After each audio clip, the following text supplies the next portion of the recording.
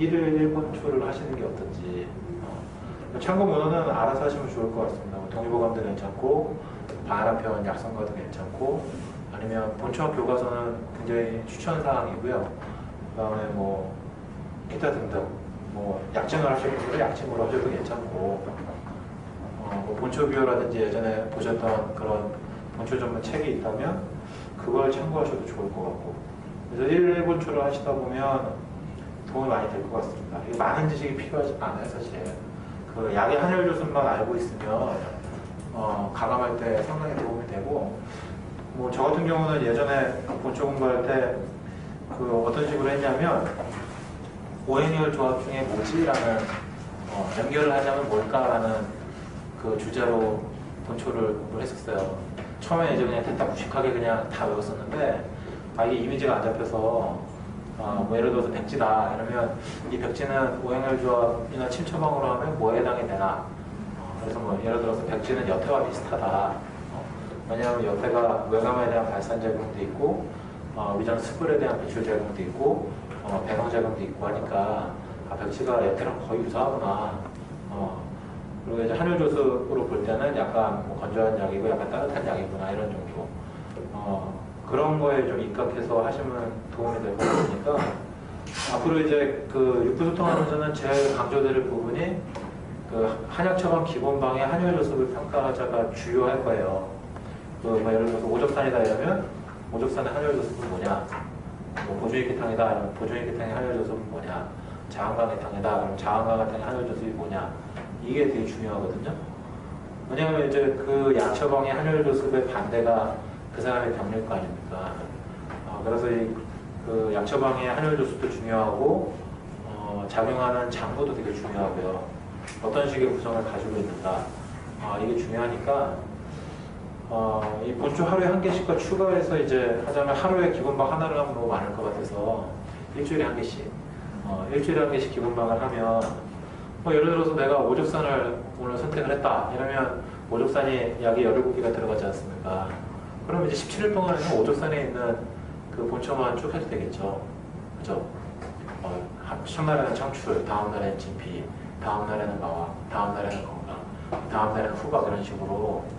그러면 이제 나름대로 기본방도 공부를 하고 본초도 공부를 하니까 이게 이제 와서 제가 하는 얘기만 들어서는 별로 도움이 안 돼요. 그래서 기본적으로 수행해야 될 과제를 설정하는 게 좋을 것 같으니까 그렇게 한번 해보시면 좋을 것 같습니다. 일단 처음에 첫날에 방제를 일단 결정을 해요. 우리 육부소통 중에 있는 것 중에. 아니면 오전도 괜찮아요. 내가 딱 이렇게 읽어봤는데 이 처방 삘 꽂힌다. 뭐 향수육분제탕이 삘 꽂힌다 이러면 그거 정해놓고 제가 아까 말씀드린 일단 작용할 것 같은 장부, 그 다음에 약성의 한열편차, 조수편차, 그 다음에 이 병인장부의 병리 이렇게 해서 좀 정리를 하신 다음에 본초를 하루에 한 개씩 하시는 거죠. 이건 저도 이제 덩달아서 하루에 한 개씩 할 예정이니까 같이 한번 숙제를 해보셨으면 좋겠습니다. 방제가 교과서가 없잖아요. 예. 근데 이 모험담만 있으면 모험담은 없어요. 이 모험담은 없습니다. 모험담은 있으면 얼마나 좋겠어요. 근데 모험담만이 없더라고요. 근데 이제 대체적으로 본초와 교과서를 기본으로 해서 두루 참고 자료를 보면 대략 다 똑같아요. 대략 똑같습니다. 좀 중구난방이 될 수도 있고, 조금 다른 틀린 말이 될 수도 있고. 근데 이제 강의를 하면서 모든 그 기본방들은 해설을 다 해드리잖아요. 일단 강의 기본 그 총론 그 다음에 뭐 육부소통 이거는 강의 자료는 계속 제가 그 진도에 맞춰서 올려드리니까 어차피 다 한 번씩 우리가 하고 지나갈 내용인데 자기가 하는 게 중요하단 말이죠. 자기가 한번 이 약제 뭐 그룹핑이라든지 처방 구원 이런 것들을 정리하는 게 중요해서 이게 왜 이렇게 말씀을 드리냐면 안 하시더라고 거의 안 해요. 그리고 또 숙제 중에 하나는 그 정리만 하시지 말고 그 처방을 계속 써보셔야 돼요. 그러니까 그 지난 방제 강의할 때도 추천드렸는데 그 노트를 하나 마련을 하세요. 그건 이제 수비로 쓰는 노트입니다. 그냥 처방전을 쓰는 노트라고 생각하시고 매일 쓰는 거예요. 그냥 단기제가 쌓아내고 제목 적어두면 그 다음에 쭉 쓰고, 그렇죠?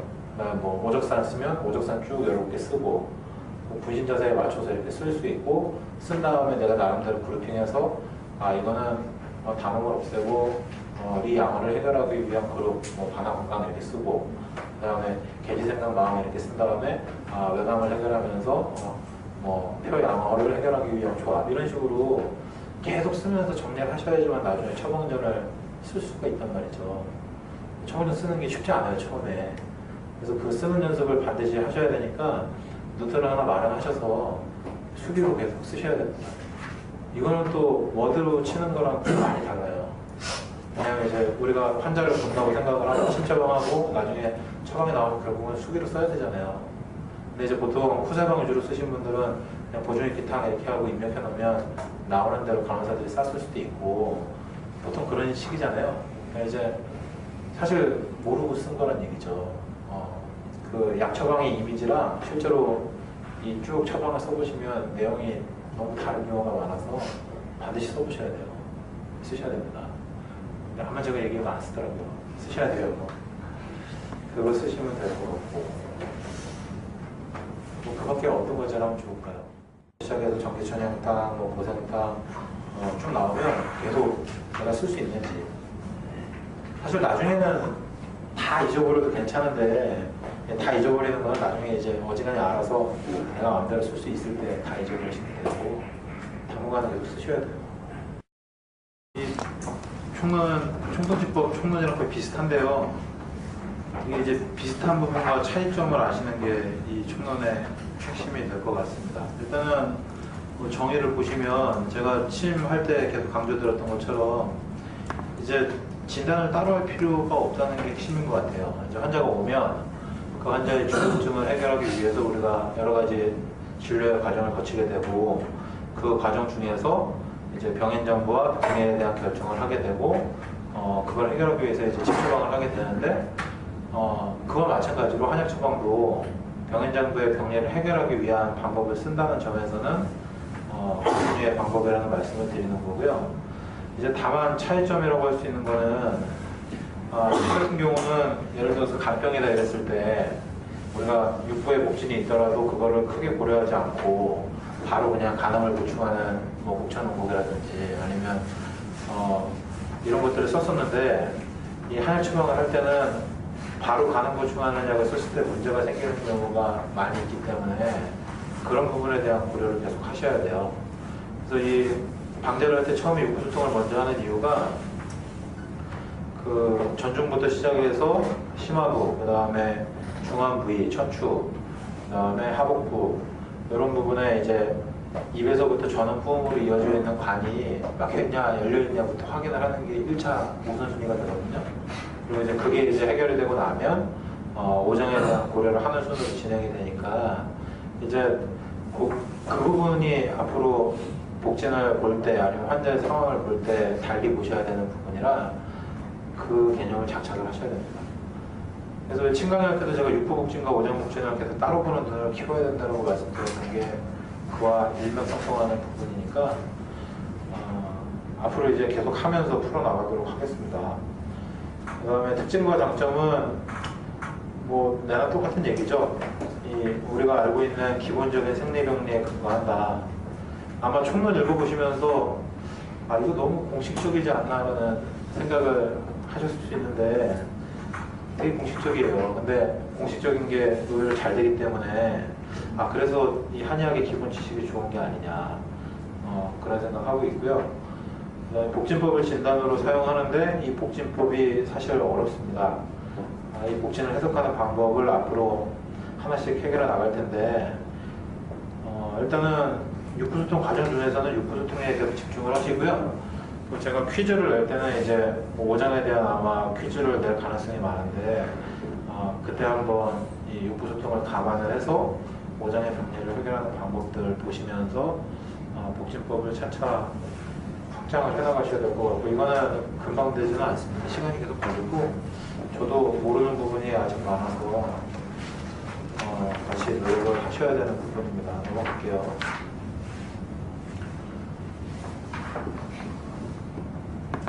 뭐 3번은 좋은 얘기죠.